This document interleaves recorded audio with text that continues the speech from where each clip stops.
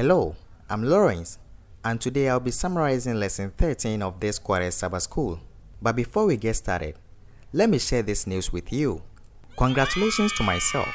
I just graduated from the university and I'm grateful to the Lord.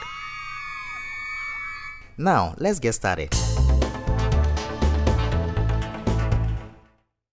This week we are studying lesson 13, the resurrection of Moses, and the memory text reads, "Yet Michael the archangel, in contending with the devil, when he disputed about the body of Moses, dared not bring against him reviling accusations, but said, The Lord rebuke you." In the Sunday's lesson, we studied the sin of Moses, part 1. In this lesson, we studied that God miraculously provided food and water for the children of Israel in the wilderness, even amidst their apostasy. Read Numbers chapter 20 verses 1 to 13. What happened here? In the lesson, we see Moses' frustration and sin. After all that the Lord had done for them, and when they are short on water, they turn against Moses and Aaron. It wasn't that the Lord could not provide water for them. He had done for them before and was going to do again. However, Moses' words were filled with anger as he struck the rock for water. He says, "Hear now, you rebels, must we bring water for you out of this rock?" According to the lesson, the problem wasn't so much his anger itself, but when he said, "Must we bring water for you out of this rock?" as if he could bring water out of a rock.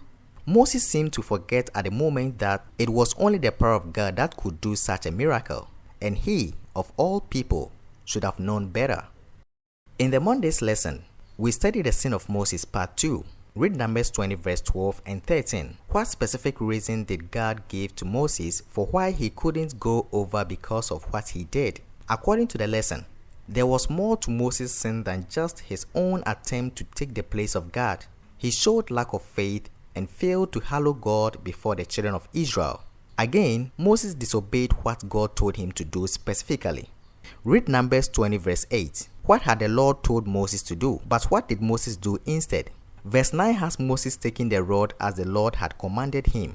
But instead of speaking to the rock, Moses struck it, not once but twice, and he was not going to be allowed to cross over into the promised land.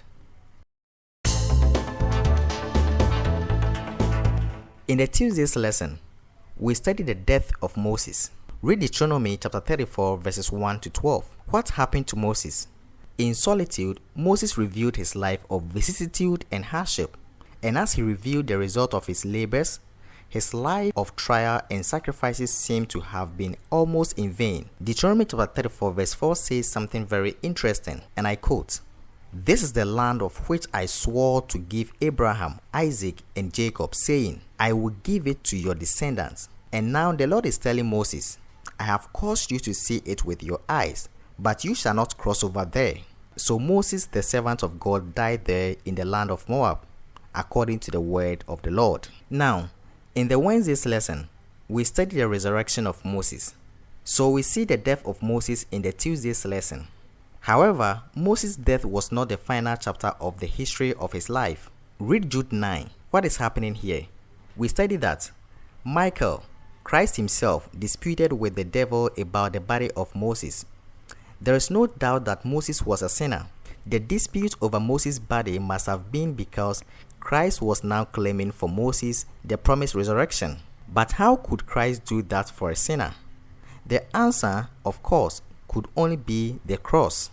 In the Thursday's lesson, we studied the resurrection of us all. In this lesson, we studied that the exclusion of Moses from the promised land doesn't seem like much of a punishment. Instead of earthly Canaan, the heavenly Jerusalem is even now his home. Moses was the first known example in the Bible of the resurrection of the dead to eternal life. Read 1 Corinthians chapter 15 verses 13 to 22. What great promise is found here? We see that without the hope of the resurrection, we have no hope at all. Christ died and rose from the dead, and because of that, we have surety of our resurrection. Because of what Christ would do, Moses had been raised. And because of what Christ has done, we, too, will be raised as well. This is all that I had for you today. Read Friday's lesson for further thoughts. Thanks for watching.